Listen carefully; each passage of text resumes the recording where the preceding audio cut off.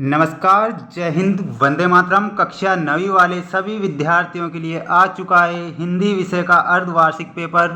जैसा कि आप सभी जानते हैं, जो आपकी एग्ज़ाम है अर्धवार्षिक परीक्षा, वो काफ़ी नज़दीक आ चुकी है और हमारे द्वारा जो पेपर बनाए जा रहे हैं वो काफ़ी महत्वपूर्ण पेपर बनाए जा रहे हैं, जो आपकी एग्ज़ाम में आपको 99% देखने को मिलेंगे। जैसा कि हमने जो आपको त्रैमासिक एग्ज़ाम में जितने भी पेपर बताए थे वो रियल साबित हुए थे, यानी कि 99% उनसे प्रश्न बने थे। इसी प्रकार अर्धवार्षिक परीक्षा में भी ऐसे प्रश्न हम आपको बताएंगे जो आपकी एग्ज़ाम में 100% पूछे जाएंगे। ठीक है, इसलिए वीडियो को आप अंत तक जरूर देखें। और ज़रूरी जानकारी मैं आपको बता दूं, समय आपको जो दिया जाएगा आपके पेपर में 3 घंटे का समय आपको दिया जाएगा, जिसमें पूर्णांक जो होने वाला है 75 नंबर का पूर्णांक होने वाला है। अब हम बढ़ते हैं हमारे प्रश्नों की ओर। और जितने भी प्रश्न जो वेरी मोस्ट बताए जा रहे हैं वो अपनी कॉपी में आपको नोट करना है और ज़्यादा से ज़्यादा आपको प्रैक्टिस करना है, और प्रैक्टिस के ऊपर ही सारा पेपर होता है। अगर आपकी प्रैक्टिस अच्छी है तो आप अपनी एग्ज़ाम में ज़्यादा से ज़्यादा अंक प्राप्त कर सकेंगे। आइए शुरुआत करते हैं हम हमारे प्रश्नों से।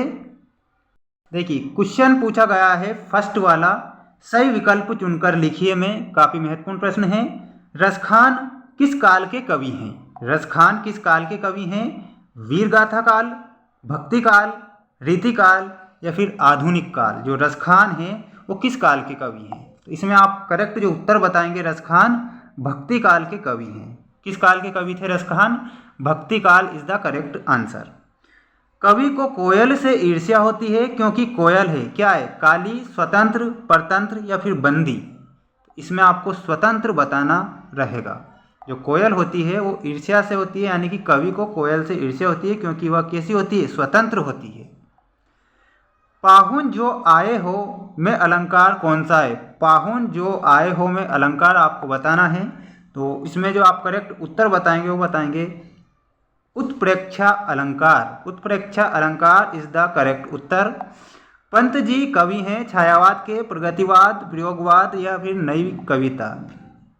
जो पंत हैं वो किस काल के कवि हैं? तो इसमें आप करेक्ट जो उत्तर बताएंगे वो बताएंगे छायावाद के कवि हैं पंत जी।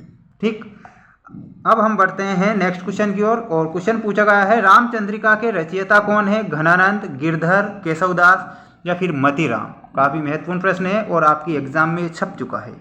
तो केशवदास आप करेक्ट उत्तर बताएंगे। रामचंद्रिका के रचयिता कौन है? केशवदास।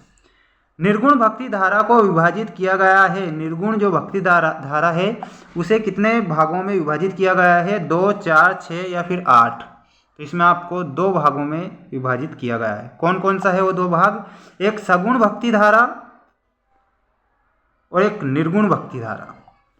ठीक, अब हम बढ़ते हैं हमारे नेक्स्ट क्वेश्चन की ओर। और क्वेश्चन आपसे पूछा गया है वो पूछा गया है, देखिए, रिक्त स्थानों की पूर्ति कीजिए में पहला प्रश्न है,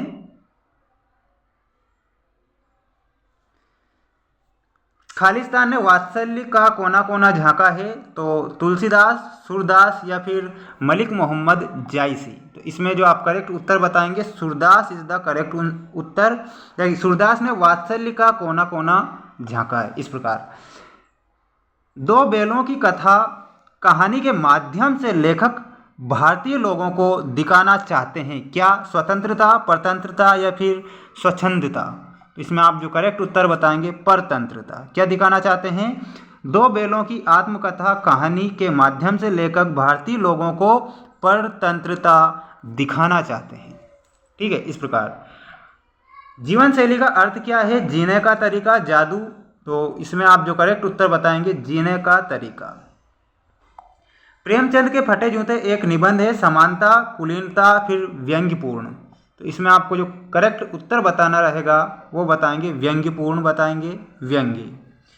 एकांकी की रचना 1 अंक से होती है, 2 से 3 से तो सभी जानते हैं 1 अंक की होती है एकांकी।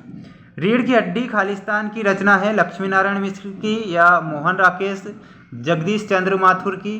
तो आप जगदीश चंद्र माथुर करेक्ट उत्तर बताएंगे। क्या बताएंगे? जगदीश चंद्र माथुर। ठीक है, आप देख सकते हैं जगदीश चंद्र माथुर इज द करेक्ट उत्तर।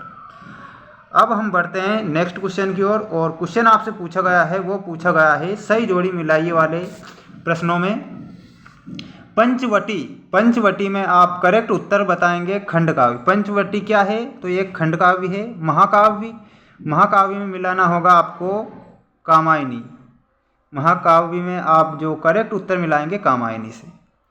काव्य की शोभा बढ़ाने वाले तत्वों को क्या कहते हैं? काव्य की शोभा बढ़ाने वाले तत्व क्या होते हैं? अलंकार होते हैं। तो आपको अलंकार बताना रहेगा। आभूषण, आभूषण में आप मिलाएंगे, देखिए पंचवटी, पंचवटी में आपको जो करेक्ट उत्तर बताना है वो बताना है खंडकाव्य से। महाकाव्य, महाकाव्य में मिलाना है कामायनी से। काव्य की शोभा बढ़ाने वाले तत्व में आपको मिलाना रहेगा अलंकार। ठीक है, ये यहाँ पर अलंकार है। आभूषण, आभूषण में भी आपको अलंकार से मिलाना है। श्लेष का अर्थ क्या होता है? श्लेष का अर्थ होता है चिपका हुआ। श्लेष का अर्थ क्या निकलता है? चिपका हुआ। रसात्मकम वाक्यम काव्यम, ये किसने कहा था? आचार्य विश्वनाथ ने कहा था। रसात्मक वाक्यम काव्यम अर्थात रसपूर्ण वाक्य ही काव्य कहलाते हैं। जल्दी से स्क्रीनशॉट ले लीजिए और बढ़ते हैं नेक्स्ट क्वेश्चन की ओर। और क्वेश्चन आपसे पूछा गया है, एक शब्द में उत्तर लिखिए वाले, और आंसर भी आपकी स्क्रीन के सामने आ चुके हैं। रामस्वरूप एवं गोपाल प्रसाद किस जमाने के बुजुर्ग हैं? तो ये प्राचीन जमाने के बुजुर्ग हैं। राम प्रसाद और गोपाल प्रसाद प्राचीन जमाने के क्या है? बुजुर्ग हैं। हाँ, मैंने बीए पास किया है, कोई चोरी नहीं किया। कथन किसका है? तो ये कथन उमा का है। किसका है? उमा का। नेक्स्ट है, मेरे संग की औरतें के लेखक या फिर लेखिका कौन है? तो मृदुला गर्ग आप याद रखेंगे। रामस्वरूप अपने बेटी को क्या पढ़ाना चाहते हैं? तो बीए पढ़ाना चाहते थे। परदादी की बातें सुनकर क्या चोर का हृदय परिवर्तित हो गया? हाँ, तो आपको हाँ लिखना है। अग्नि का पर्यायवाची आग आपको बताना है। पर्यायवाची शब्द आप बताएंगे आग। अब जो नेक्स्ट क्वेश्चन है, सत्य असत्य लिखिए में पहला प्रश्न, और वो पूछा गया है, अधजला शब्द में अध उपसर्ग है क्या? जो अधजला शब्द है उसमें अध उपसर्ग हो जाएगा। यथाशक्ति अव्ययी भाव समास, ये बात सत्य है।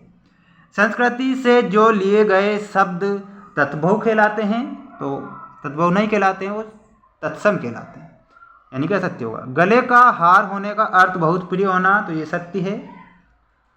आरसीवाद शब्द क्या शुद्ध है? तो ये आपको गलत बताना है, ये असत्य होगा।